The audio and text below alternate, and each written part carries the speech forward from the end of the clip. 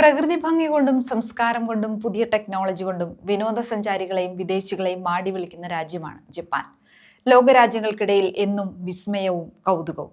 സാങ്കേതികവിദ്യ, അടിസ്ഥാന സൗകര്യങ്ങൾ എന്നിവയിൽ മറ്റു രാജ്യങ്ങളിൽ നിന്ന് ഒരുപടി മുന്നിട്ട് നിൽക്കുന്ന ജപ്പാനെ ആളുകൾ കൗതുകത്തോടെയാണ് നോക്കുന്നത്.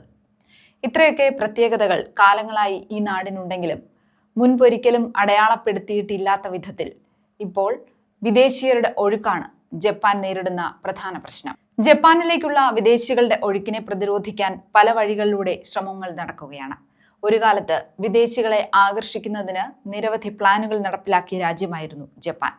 എന്നാൽ നിലവിൽ ഈ രാജ്യത്തേക്കാൾ പൗരന്മാരെക്കാൾ വിദേശികളാണ് ഇവിടെ ജീവിക്കുന്നത് എന്ന തോന്നലിൽ വിദേശികൾക്കായി പുതിയ നയം കൊണ്ടുവരാൻ ഒരുങ്ങുകയാണ് ഭരണകൂടം.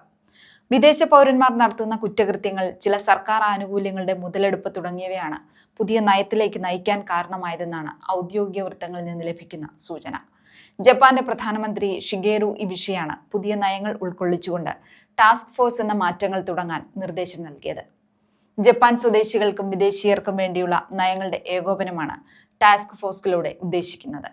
കമാൻഡ് സെന്റർ എന്നാണ് ഇതിനായുള്ള ഓഫീസിന്റെ പേര്.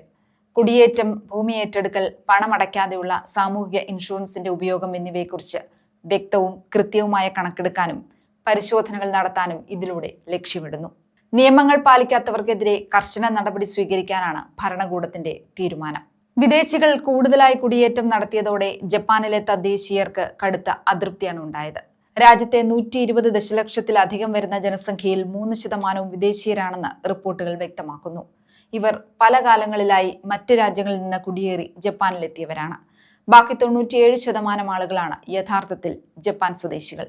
ജപ്പാനിലേക്ക് എത്തുന്ന വിനോദസഞ്ചാരികളുടെ എണ്ണത്തിലുണ്ടായ വലിയ വർധനവും ജപ്പാനിലെ പല ആളുകളെയും ചൊടിപ്പിച്ചതായും റിപ്പോർട്ടുകളുണ്ട്. ഫോട്ടോ എടുക്കുന്നതിനും കാഴ്ചകൾ കാണുന്നതിനുമായി തങ്ങളുടെ വീട്ടിലും സമീപത്തും വരുന്നത് സ്വൈര്യ ജീവിതത്തെ ബാധിക്കുന്നു എന്നാണ് ഇവരുടെ പരാതി. ജപ്പാനിൽ ഉടൻ വരാനിരിക്കുന്ന തെരഞ്ഞെടുപ്പാണ് പെട്ടെന്നിങ്ങനെ ഒരു മാറ്റത്തിന് കാരണമെന്നും റിപ്പോർട്ടുകളുണ്ട്.